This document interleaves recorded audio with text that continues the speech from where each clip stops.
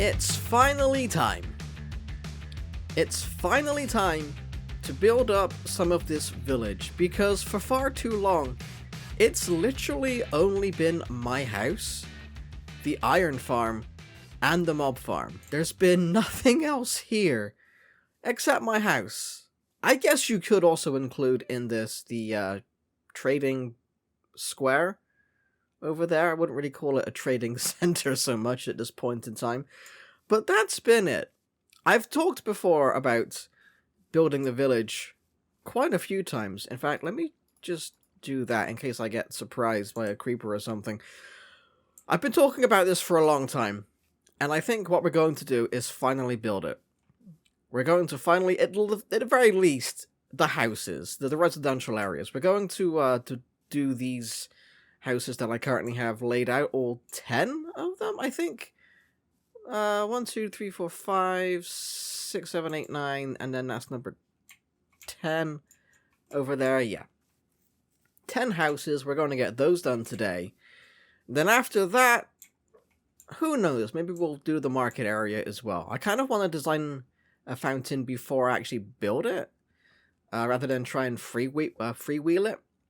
But I guess we'll see, But in any case, the first thing we are going to do is finish up this first house. And I hope I can remember how I planned this. Let's find out if I do in fact remember what I'm doing. The first house in the village has been completed, and it looks like this. And I'm happy with that. I'd say that looks pretty good, in all honesty. It's the same general style as the main house there. The roof is entirely deep slate though, instead of going for a deep slate quartz combination. And I've gone for sandstone here, instead of doing wood top and bottom. It's similar to how I've done stone top and bottom there. But it looks really good. It's a different color palette, which makes it look similar to this because of the style, but different because of the palette, and I like it. All I have to do now, of course, is to replicate this onto all of the other 9 outlines that I have, and it's going to take me a while to do. It isn't the kind of thing I'm going to finish in like 20 minutes or whatever, but it's going to be worth it. I think it's going to make this whole area seem a lot better. And then, of course, after that, we have this area here to work on the 4 market stalls currently planned out, and the main fountain in the middle. But first, we're going to work on the housing. Can you imagine this whole area with houses like that? Can you imagine how good this is going to look? Oh, I cannot wait till it's finished. And here we have 10 completed houses.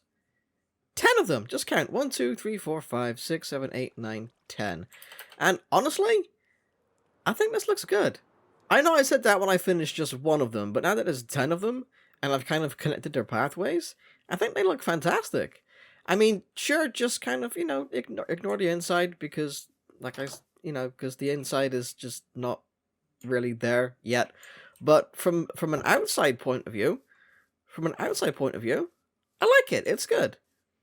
I think it will kind of look a lot better once I build everything else in the village, once I get the market done, once I get, the library built, and I don't even know if I'm going to have a town hall. I mean, that's kind of the mayor's house there, so I guess I do need a town hall somewhere.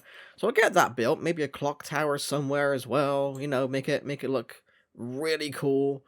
And yeah, I think that's going to look really good once it's finally all finished, in 30 episodes time. But that's not going to be the focus of the rest of this episode. No. You see, I've kind of come to realize something about the ocean monument that I currently have way out there somewhere. And that's, I want to be able to look into the ocean when I'm done with it. I want to be able to look into the ocean, which means I'm going to need to have a glass border surrounding it. So what I've done here is I've mined out an area, and I kind of, this is surprisingly close to the surface, I've discovered. I've mined out this area because I'm going to make an auto smelting device right here. in this gap. I just hope I've left enough space up there for the top half. But that's the plan. And it's going to be truly automatic. Truly automatic. No levers, no buttons, just good old-fashioned redstone. So we're going to go ahead and we're going to do that. And I think I had the blocks here. I had these blocks for chest purposes, so I knew where to start. But I guess if I've got it wrong, well, we're going to find out pretty quick. Because there's not much space for error here. And I've lost count already. 3, 4, 5, 6, 7, 8. Perfect. That's a good... I didn't make furnaces. I didn't make furnaces. I thought I had everything ready. But I don't have the furnaces. 1, 2, 3, 4, 5, 6, 7, 8. Nice. Nice, nice, nice. 1, 2, 3, 4, 5, 6, 7, 8. And then we do one more up here. Ba, ba, ba, ba, ba, ba, ba, ba. So the idea behind this is so I can have an absolute ton of sand being smelted into glass. And honestly, I can use it for different things in the future as well. Like, it's not going to be used solely for glass making, and then that's going to be it. Because that would just be a waste of space if I was doing all of this for just, you know, one purpose. But it's going to eventually become multifunctional. The reason why I'm making this instead of the ones with levers is because I don't really like those. Like I said, I kind of want things to be automatic. I want to be able to... Oh, I didn't go far enough over. Alright, change of plan. Let's just shift this one block to the right. And voila! As if by magic, everything is moved one block to the right. And this wall is moved one block to the left. Magically, I swear. I didn't touch it. It just did that. Anyway, let's move on with this build. And the first thing we're going to do next is we're going to use these minecarts that have magically appeared in my inventory from somewhere. And they're just going to get shoved over there. And then it's time to do all of the redstone stuff. You know, truth be told, I did try looking on YouTube for already existing automatic smelters. But as far as I could tell, there just didn't appear to be one. They don't exist on YouTube. Which is weird, because you'd think they would. So, you know, after discovering that there wasn't an actual automatic smelter, I thought, you know what? It's got to be possible. You have to be able to make one somehow. So I went to a creative world, and I started tinkering. And I came up with this, the idea of combining, essentially, a smelter machine with an item sorter, because that's essentially what this circuit... Hang on, I can't even show you now. This circuit at the beginning on the top rail, let me just go up here. That's essentially what this circuit here is from. That repeater wouldn't be there. You know, there's one there in the item sorter, but not there. This front bit, ignore all this redstone here. But this bit here is taken from an item sorter, and it kind of works in the exact same way. So I don't know why no one's ever done that before. It's been kind of confusing, to say the least. I need to put the chests back, because I forgot to do that. There we go. Perfect. And that's essentially done, I think. I just need to get up here. Where am I going to do this? Where am I going to do this? That's where the hoppers are, so 1, 2, 3. You can go down there. Is that blocking the chest? No. I don't have any ladders, but that's fine, because we're only going to be doing this as like a testing thing for now, to make sure that everything works. So we got 2 hoppers there. How close to the surface am I? Oh, I can go up another one. That might be useful to know. And then I have to go up another one. I have to.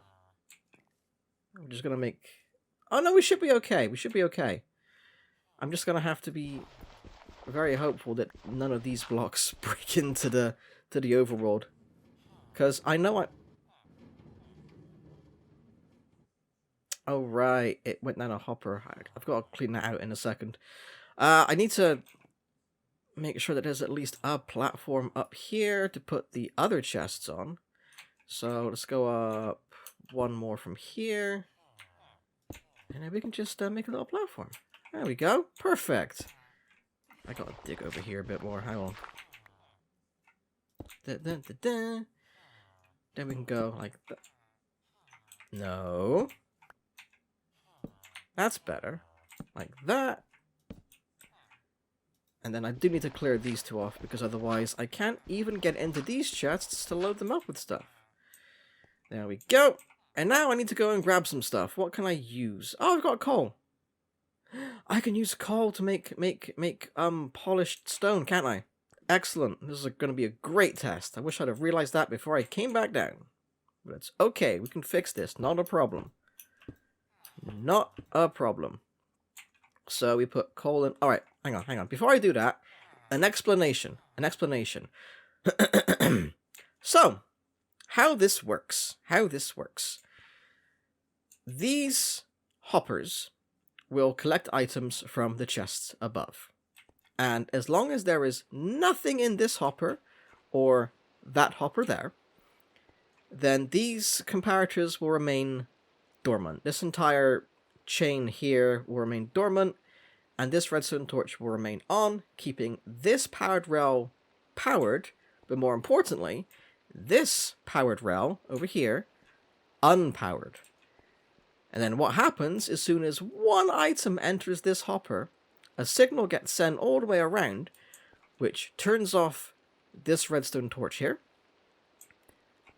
which turns off this powered rail, turns on this powered rail, which then sends the minecart all the way down here, where it empties the hopper, at which point the circuit resets, this reactivates, which means this turns back on, the minecart shoots all the way back down here again, and then it just keeps going back and forth, until the chest above is empty. And it's the same for the other side.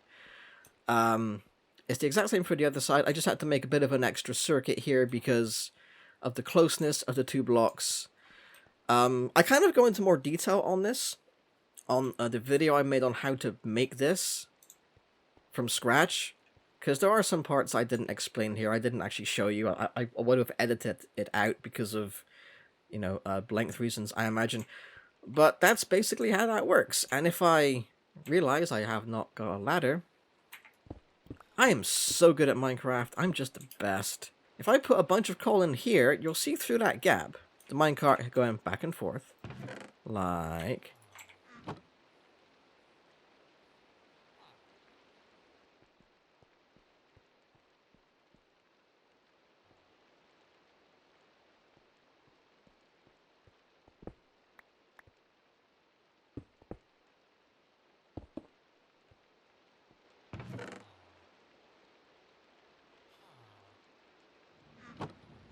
There we go. So if we come down here now, hop down here, you'll see the hopper's filling up, and then suddenly it's empty.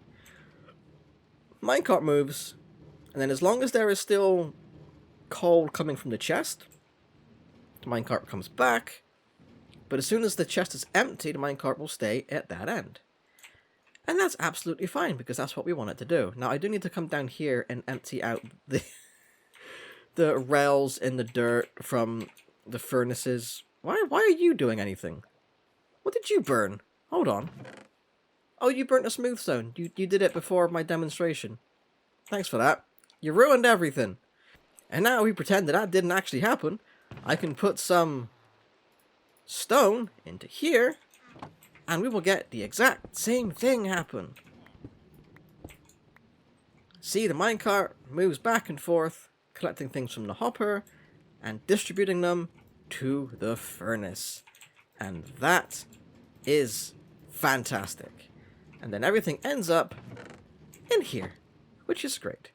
And now begins the quest of putting all of this behind a wall. So I need to make sure there's plenty of torches here so nothing spawns at the back. And then I need to... well, I'll go and make some ladders first, because I've got to make sure that I can get up here. You know, I've got to make sure that that's a thing I can do. And here we have everything nice and finished, nice and hidden. If you stand close enough, you can hear the minecarts moving across left to right, or at least one. You can see that I've also put glass in front of the furnaces. I was toying with the idea of putting more diorite in front of them, but I kind of figured I want to be able to see if any of them isn't working. Because then I'll be able to fix it, see what's up with it, and get it working again to full efficiency, and everything is being sent into this chest. As you can see, I am in fact making glass, because I have put into the chests a ton of sand. A lot of sand. This is all the sand that I'm going to be making into glass, because I'm going to need it. Because I kind of figure it's going to take one stack to make one column, and it's 68 by 68, so that's a lot of glass just to go around the outside. So I'm going to need all of that, and maybe even more. Luckily, I'm next to a desert, so that's not going to be a huge problem. But this works perfectly. And as you saw when I came around here, I've also hidden most of the background from here. I could maybe do with putting a bit more diorite around here or whatever. Trouble is, you've got to be careful where you put it, because you can't put it in certain areas. Otherwise, you end up blocking the signal from redstone dust to like the next block down or whatever. So you've got to be careful where you do that. But for the most part, this is now done. I have my mass smelting automatic smelting machine. Automatic mass smelting machine. I mean, it's only 8 furnaces. That's not exactly mass. If it was 20, it would be, but I think that would be going overboard slightly. But we now just need to wait for that to finish. And because it's automatic, we can just walk away and go and do other stuff. Namely digging out the rest of that ocean monument.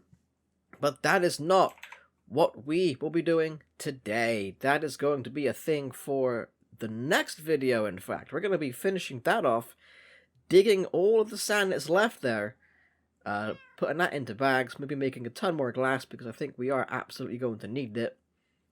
And then maybe finally digging it up and finishing what I started a couple episodes ago. So that is the plan for now. Maybe, I don't know, do some more village stuff. We'll see. But for now, this is the end of this episode. Hope you've enjoyed it. Thanks for watching, and I'll see you next time.